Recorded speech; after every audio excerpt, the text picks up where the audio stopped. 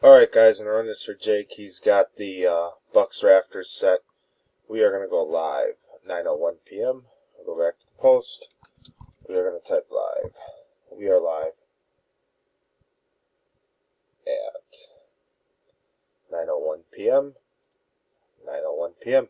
We are going to grab the list, and it is top spot. Wins all, I believe, 7 of them. Yep, 22 of 10. Winner takes all 7 on the top spot. Grabbed our list. We're going to drop it into random. We have 22 entries with Shane on the bottom and Jay on top. We're going to roll 2 dice, 5 or higher. And we have a 6. We're going 6 times. Good luck, everybody. Here we go. This is 1, 2, 3, 4, 5.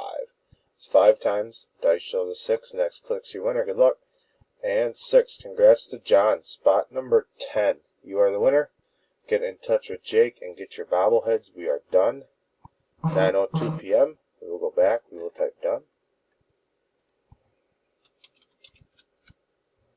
We are done. 9:02 p.m. 9:02 p.m. And here is the timestamp and the verification code.